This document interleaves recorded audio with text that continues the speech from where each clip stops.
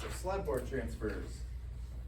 With most transfers you guys perform, especially the slide boards and the squat pivot transfers, we want the surface that we are transferring to be parallel with the angle of the femur. Ms. Moran reiterated that to me last night when we were going over these things.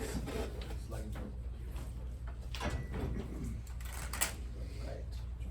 So the first thing, introduce yourselves, of course, to your patients, right? Ms. Moran, hello, my name is Nigel. I'm physical therapy. I'm here to work with you today. How's that sound?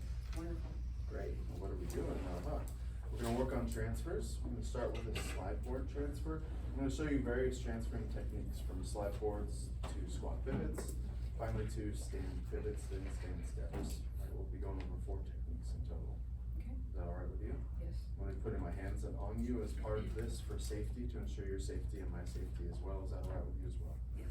All right, great. So let's get this armrest out of the way, kind of clear where we are going to transfer towards. Body mechanics in mind. Notice the slide boards are slightly beveled, right? There's an angle. This angle goes up, right?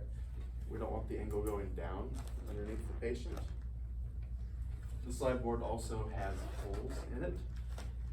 And that's a misconception, right? So during the transfer, the patient might have that weird urge to put their fingers through these holes. Don't have them do that during the middle of the transfer, right? Their fingers can get pinched if they're in the holes or around the edges of the board. So keep that in mind when the patient places their hand on the board during the transfer. They should be keeping their hands flat on the board, right? This will help you to seat the board underneath the patient. So to get that underneath her, we want the patient to lean away from that side. And we're gonna slide in, shimmy, shimmy, shimmy, shimmy. Don't jamming it in there, try to get it all at once.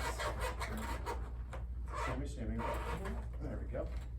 So notice it's just a bit below the level of her hips, right? It's not directly underneath her pelvis. If the board is placed too far back, the patient can slide forward off of the board during the middle of the transfer. Similarly, if during the middle of the transfer, right, she gets scared and decides to lean back, that's also bad. The hips can slide anteriorly forward and she can end up as a puddle of patient on the floor, which we do not want. So those cues in mind, we want to maintain anterior weight shift to the patient, okay?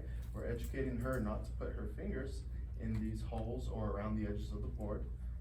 Flat hands, okay? And the pelvis follows the head, right? The tail follows the head. So initially, when we initiate that weight shift, the head will lead toward the direction of the transfer and the pelvis will follow. Say that this is her first time and we just want to really break this transfer kind of down without scaring her too much. She's very nervous about the transfer. We're going to take this in steps, all right, Miss Fran? Yes. So the first scoop, we're going to go to halfway. Okay. The second scoop, we're going to finish the transfer onto the shower chair, all right? Okay. So let's have you take your hands. You can put one hand over here, hand flat, right? I don't want to pinch the fingers. I'm going to have my hands over here on the gait belt. Control the patient's knees with your knees, right? If this is uncomfortable for the patient, we can also put a pillow between their knees. That's something that can be done if need be. So we're gonna scoot together on 3, okay? Scoot halfway towards the chair. Okay. 1, 2, 3. 3. Good, all right. I'm still locked in, right? We're making sure everything's okay there. Notice her backhand went to the wheelchair wheel. That's okay. She can utilize that backhand onto the top of the wheelchair wheel. This other hand is still here on the board. At this point, she could either leave it on the board or put it over here on the chair. Reaching a little bit further, we'll continue to shift her weight toward where we're transferring. We're gonna finish this transfer now, Ms. Moran, all right? Okay. Scoot with me together on 3. 1, 2, 3. Great, good job. The board comes with you a little bit. All right, we can work that on its way out. All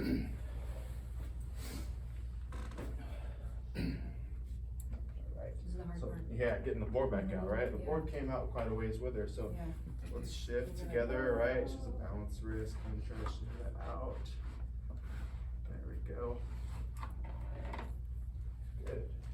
Regarding, the transfer is complete once you get rid of the board out from underneath the patient. We want to reinitiate the transfer then, back to the chair.